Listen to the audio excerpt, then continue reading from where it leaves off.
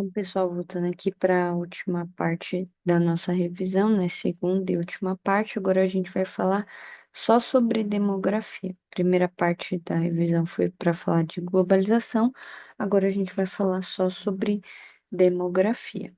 Então, começando aqui, é importante lembrar, né? Vou voltar aqui rapidamente que demografia é o estudo estatístico das populações. Então, como eu falei para vocês, é uma área que vai que vai aproximar a geografia da matemática, mas a gente trabalha mais com a análise dos dados que são produzidos de estudos demográficos. E a demografia, ela leva em conta aspectos como o crescimento da população, né, a relação entre taxa de natalidade, mortalidade, a migração, quantas pessoas entram, quantas saem, por quê, distribuição populacional, aí tem mais a ver com densidade demográfica, por exemplo, e a estrutura que está relacionada à pirâmide.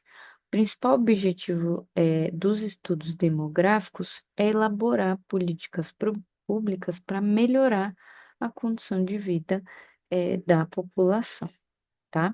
E aí aqui eu coloquei o que que é cada um desses aspectos, porque dentro desses aspectos a gente pode ter várias possibilidades. Então, no crescimento, número de pessoas que nascem e morrem, como eu falei, migração, as pessoas que vão se deslocando, né? A distribuição, aí a gente tem que comparar a população com o território. E a estrutura, a gente vai ver daqui a pouco as pirâmides etárias. Vamos falar um pouco sobre essa questão da distribuição populacional que tem a ver com os conceitos de população absoluta e relativa. Então, vamos lá. Quando a gente fala de população absoluta, a gente está falando do total de habitantes, ou seja, quantas pessoas exatamente tem em um local. A gente conta a população. Essa população, como eu coloquei aqui, ela pode aumentar por conta da taxa de natalidade e o aumento da migração, né? Então, o aumento da população absoluta está relacionado a esses fatores de chegada de mais pessoas.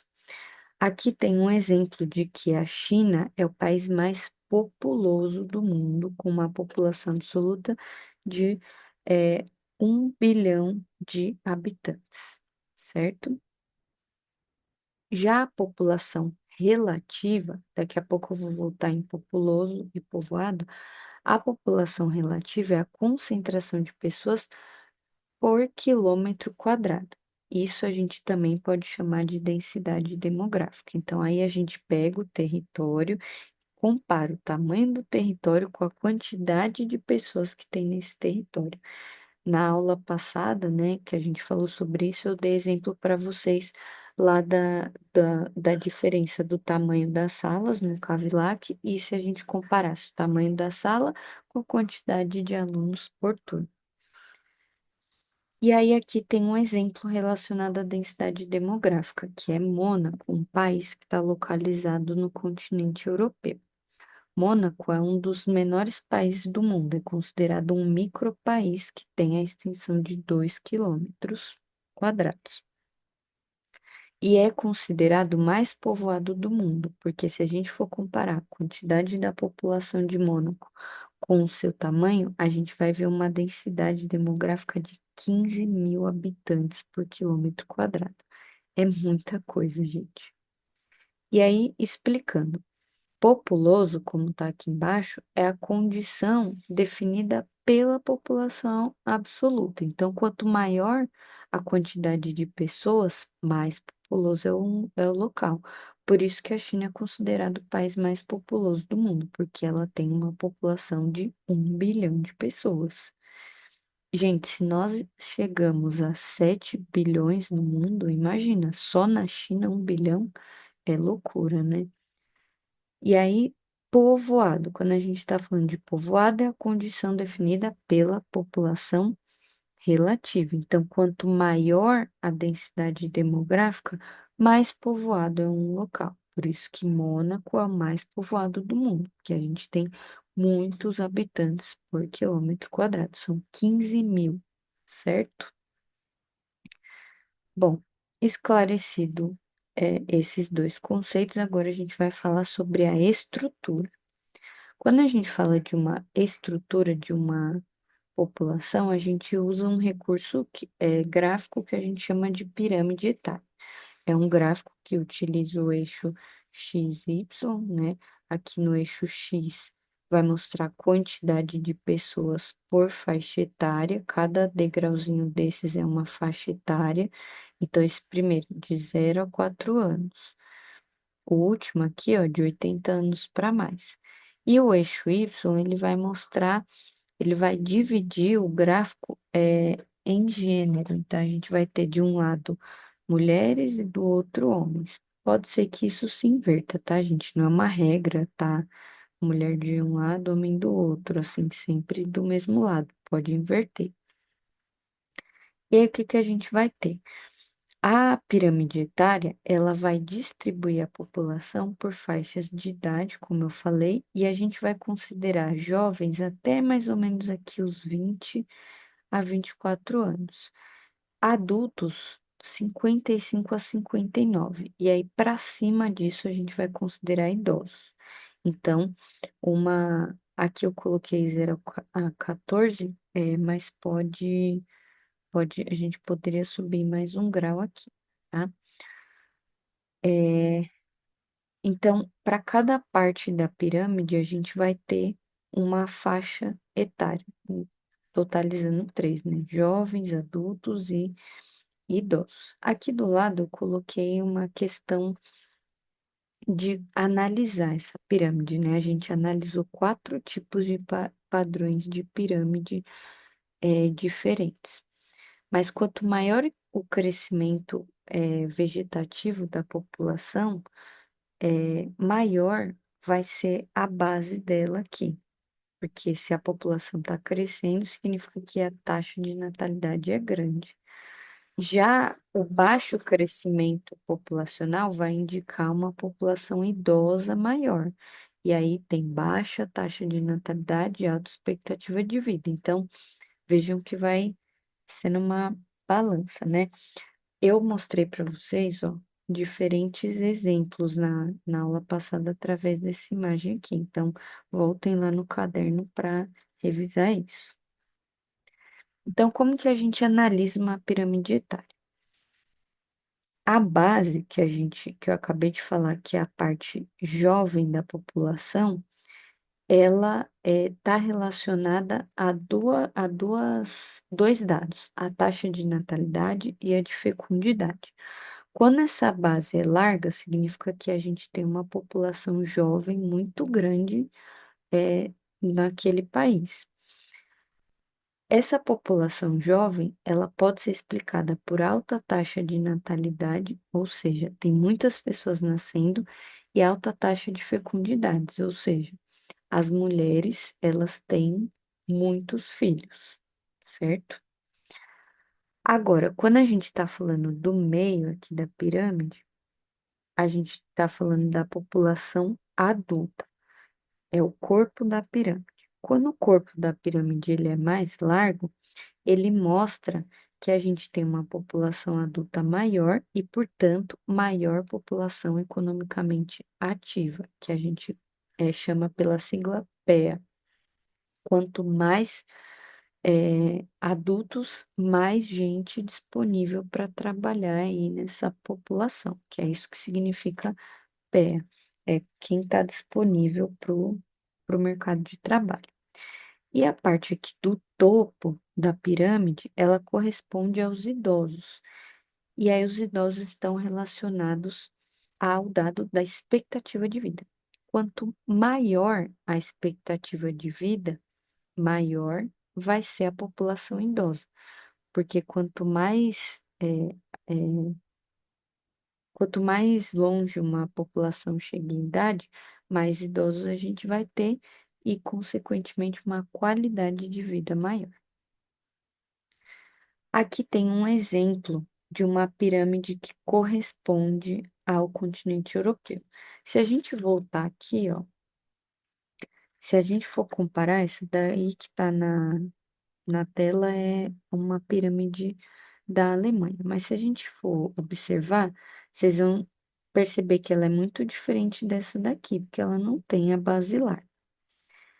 Aqui, ela também se diferencia um pouco, porque a base ainda está um pouco larga, o corpo alargou, mas o topo ainda está um pouquinho fino.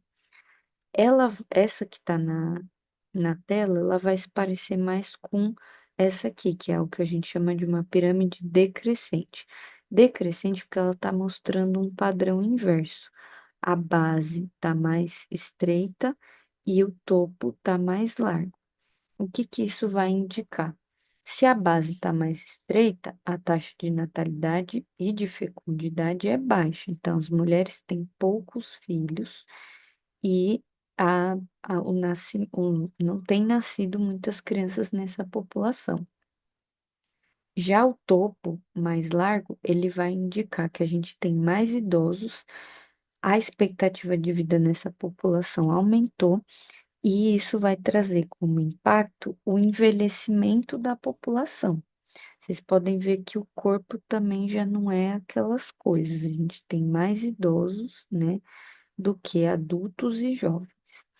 Então, isso mostra que a pirâmide, o tipo de pirâmide que corresponde ao continente europeu é o da pirâmide decrescente. Isso vai mostrar um regime demográfico de uma população envelhecida, que é algo característico de países desenvolvidos, com baixo crescimento, ou seja, baixa taxa de natalidade e fecundidade e alta expectativa de vida. O que que isso vai indicar para a gente? Aqui eu coloquei alguns aspectos a mais, mas ficou faltando colocar a questão do envelhecimento. O envelhecimento da população, ele indica aspectos positivos e negativos. Qual que é o aspecto positivo? Positivo é porque a qualidade de vida melhorou muito nessa população. Se as pessoas conseguem envelhecer a ponto de chegar aos 90 anos, até 100, é porque elas vivem uma vida muito boa, têm acesso a serviços de saúde ótimos, o que vai garantir essa longevidade. Mas, por outro lado, a gente vai ter um impacto negativo. Qual é o impacto negativo? É o seguinte, de que aquela população, ela vai ter menor disponibilidade de mão de obra. Se a gente tem menos mão de obra trabalhando, a gente vai ter menos arrecadação. Se tem menos arrecadação, o governo vai encontrar dificuldades em arrecadar impostos para garantir políticas assistencialistas, como é o caso da aposentadoria. Então, a gente vai ter um desequilíbrio aí é, é, na balança das finanças do próprio governo. Então, o governo vai falar: putz, a gente não está conseguindo arrecadar o que deveria, e se a gente não consegue arrecadar, com que dinheiro que a gente vai pagar a aposentadoria de tantos velhinhos? Esse é o principal desafio que a Europa tem encontrado, tá? Eu vou marcar isso aqui para vocês, aqui do lado. Então, aspecto positivo. Como eu falei, melhoria na qualidade de vida e serviços de saúde. E aqui embaixo, o o aspecto negativo é menor arrecadação e dificuldades em garantir políticas assistencialistas de aposentadoria. Então, aqui a gente vai ter um desequilíbrio